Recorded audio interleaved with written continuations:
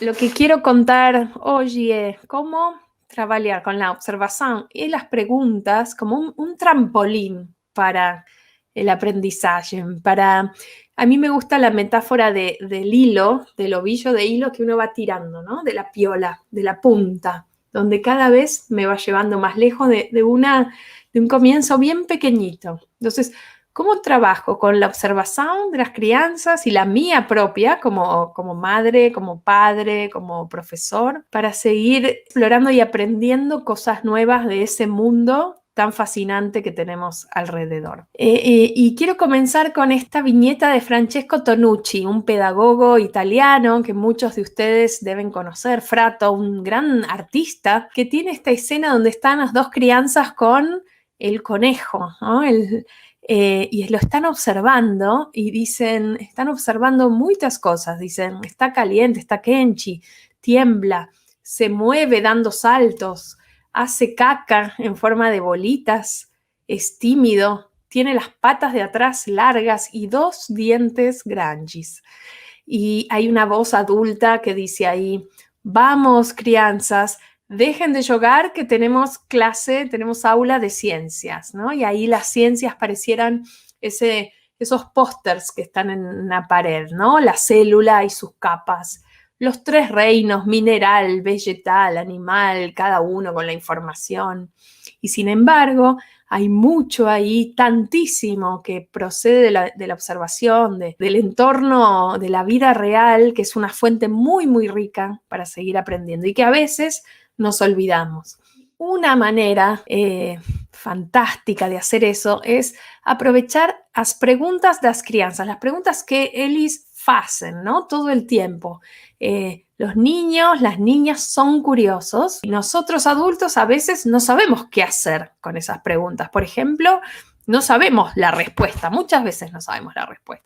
O a veces sabemos la respuesta y la falamos, la decimos y ahí se acabó la cuestión. Bueno, ¿cómo podemos hacer para que esas preguntas sean un trampolín para aprender? No un callejón sin salida, no algo que termina, sino algo que comienza. ¿No? Aquí decían, onde todo comienza. Bueno, ¿cómo hacer para que todo comience? ¿Cómo hacemos? ¿Cómo hacer para generar más preguntas? ¿No? Más preguntas, más que esa curiosidad siempre siga encendida, más allá de las que siempre aparecen. Bueno, tener un diario de preguntas es un gran jeito para que esas preguntas no se pierdan. No solo no se pierdan, sino también que se generen nuevas. Entonces les voy a mostrar un ejemplo de una familia que tenía este diario de preguntas. Algunas eran preguntas más filosóficas, ¿no? Entonces esta es una filia de educación infantil que le preguntó a su mamá, ¿quién fue la primera persona en vivir en la Tierra? Y a Mai le preguntó, ¿y qué pensás vos? ¿Qué pensás? Dijo, bueno, la avó María Elena, porque es muy viejita, entonces tiene que ser la primera persona en vivir en la Tierra. O después dijo Gaudí, ¿vieron el arquitecto? Antonio Gaudí, el arquitecto catalán, habían estado mirando libros de Gaudí. Dijo, Gaudí era viejito, entonces puede ser él. Fíjense cómo ese espacio para que las preguntas aniden y tengan lugar empieza a generar que las preguntas sean importantes, son importantes para la familia, son importantes porque se van quedando en un lugar y las vamos recolectando como tesoros, como pequeños tesoros. Lo cotidiano, como ambientes para despertar la curiosidad, muchas veces tenemos actividades en familia que son un momento de que también podemos pensar como un trampolín, ¿no? Un trampolín para aprender juntos con las crianzas. Actividades diarias en casa, también en la escuela. Por ejemplo, a cocina, ¿no? Cocinar. Muchos de nosotros cocinamos con las crianzas y eso es una actividad maravillosa para que ganen autonomía, para poder conversar, para que prueben distintos procedimientos, para que aprendan a medir cantidades, a mezclar, a ver qué pasa. Muchas cosas. Y de lo que estoy hablando, para ponerle el nombre más teórico, es de encontrar distintas puertas de entrada al conocimiento. Y a mí me ayuda mucho pensar en términos de las inteligencias múltiplas, ¿no? de Howard Gardner, el investigador Howard Gardner, de la Universidad de Harvard y él habla de distintas maneras de acceder al conocimiento que cada uno de nosotros tiene en distinto grado. Por ejemplo, él habla de la inteligencia lingüística, de la lógico-matemática, de la espacial. Inteligencia espacial sería, por ejemplo, un arquitecto o una bailarina, un coreógrafo, un artista plástico que tiene mucha inteligencia espacial. La cinético corporal, la posibilidad de resolver con el cuerpo problemas, ¿no? Un jugador de fuchiboli tendría mucha inteligencia cinético corporal, una danzarina. La inteligencia musical, la inteligencia naturalista, que justo estamos hablando hoy, y dos inteligencias muy importantes que antes se pensaba que eran parte de la personalidad, ¿no? Como nuestro carácter. Éramos o no de una cierta manera. Y ahora se conciben como inteligencias en el sentido de que uno las puede fortalecer, cultivar, educar, ¿no? La inteligencia intrapersonal, la capacidad de mirarse para adentro, de ser reflexivo, de hacerse preguntas, y la interpersonal, la capacidad de trabajar con otros, de ser empático, de poder colaborar. Entonces, este marco nos ayuda a ver en la vida cotidiana y en la escuela cómo podemos entrar de distintas maneras al conocimiento. ¿Cómo hacemos en la escuela? Hasta ahora yo hablé de casa, ¿no? Son las ideas que traje, son para casa y la escuela, pero ¿cómo podemos hacer una escuela, ¿no? Precisamente. Y las preguntas son muy comunes en la escuela, ¿no? Es parte de cómo enseñamos. Todos los profesores y profesoras hacemos muchas preguntas, pero a veces las preguntas se parecen a estas. Miren aquí. Por ejemplo, ¿o qué es una célula y cuáles son sus partes? Yo digo en español mejor, ¿qué es la energía? ¿Cuáles son sus formas? ¿Cuál es la función del suco gástrico? ¿Cuál es la diferencia entre nutrición y alimentación y comida? ¿Cuáles son los estadios de mitosis? ¿Se lembra? ¿Y qué tienen en común? Bueno, son preguntas que se responden, son fechadas, ¿no?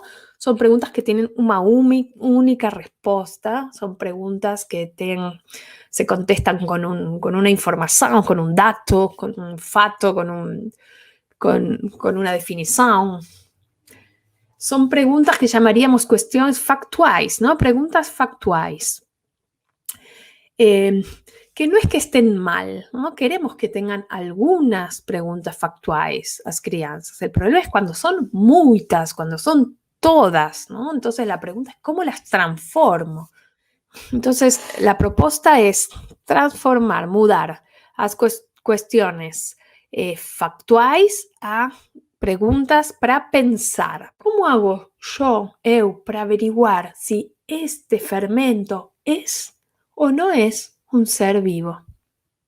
Y fíjense que ahí termina la pregunta. Ahora es una pregunta para pensar. ¿Por qué?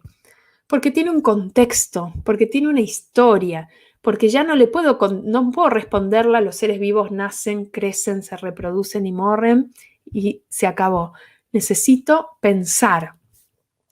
Y entonces aquí podemos tener un montón de ideas, ¿no? Uno lo trabaja con las crianzas. Bueno, ¿cómo podemos hacer para saber si este fermento es un ser vivo o no es un ser vivo? Bueno, por ejemplo, los seres vivos se alimentan, ¿no? Comen. Le podemos dar de comer y ver si hace algo. Le podemos dar azúcar y ver si hace algo. Vamos a ver qué hace burbujitas. Podemos ver si se reproduce. Ponemos un poco de fermento en una rodaja de pan y ahí vemos que al cabo de un tiempo aparece fermento nuevo. Podemos matarlo. Y quiero ir cerrando con algo importante, que es no solo qué preguntas hacer nosotros, los profesores, los pais, las mais, sino cómo, además del diario que conté, cómo hacer para que los alumnos adquieran o hábito de se hacer preguntas, ¿no? Todo el tiempo. ¿Cómo generamos ese hábito?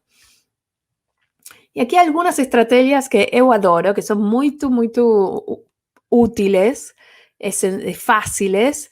Esta es una que son las pulseiras de preguntas, como ven aquí, ¿no? Entonces, los alumnos van creando preguntas, se las ponen aquí y después van recorriendo una aula, se encuentran, cada uno toma una pregunta del otro y se las tratan de responder juntos. Y así van jugando, moviéndose y se genera un diálogo de intercambio sobre preguntas. Esta es una estrategia. Esta es otra, que es trabajar con una rutina de pensamiento que se llama pienso y me pregunto, ¿no? Entonces, es sobre algún tema que estamos trabajando, bueno, ¿cuáles son mis ideas, ¿no? ¿Qué pienso? ¿Qué pienso? Y también, ¿cuáles son mis propias preguntas? ¿Qué me pregunto? Las ponemos ahí, ¿no? Y poder, para cada uno de los temas de trabajo, generar esas preguntas como parte de lo que hacemos todo el tiempo. Esta es otra, porque a veces las preguntas son de temas que no son los de esa clase que estoy dando, ¿no? Son preguntas diferentes y no sé dónde ponerlas. Entonces, esta estrategia que se llama parking lot, estacionamiento, es un espacio para que esas preguntas de los alumnos que aparecen durante la clase puedan estacionar. Y después, por ejemplo, una vez por semana o por mes, agarramos algunas y las respondemos. O algunos alumnos se llevan algunas para investigar en casa y contar a sus compañeros. Pero hay un lugar para las preguntas. Y hablando de herramientas, quiero terminar con una reflexión, ¿no? Y a veces, como profesores o como pais o como mais, pensamos en cómo criar filios curiosos y pensamos y dos metáforas que son interesantes para pensar eso es, ¿qué es que nosotros queremos? ¿Queremos ser jardineros o queremos ser carpinteros? ¿Cómo nos vemos a nosotros mismos? Y uno diría, un carpintero tiene una visión muy clara de qué va a hacer, ¿no? Va a hacer una cadeira, va a ser así, exacto, tengo la medida, corto, pongo y va a salir como eu quiero, ¿no? Y se acabó. Un jardinero, en cambio, tiene otra lógica, ¿no? Queremos sembrar la tierra, prepararla, poner la semilla, cuidarla, regarla, poner fertilizante, ir poniendo tutores para que vaya creciendo, pero no sabemos bien qué va a pasar. Esa semilla va a dar la planta y el fruto que tenga dentro, ¿no? Con nuestro cuidado, no va a ser exacta, va a ser lo que tenga que ser con nuestra ayuda y con nuestro acompañamiento. Eu pienso que esta metáfora es mucho más interesante para pensar tanto educación como acompañar a nuestros hijos en nuestra casa como familias, porque habla de darles libertad allí, pero al mismo tiempo acompañamiento. Es esa combinación de libertad y acompañamiento, estar experto, es la combinación que los va a ayudar a ser libres y a poder pensar en un proyecto de vida propio.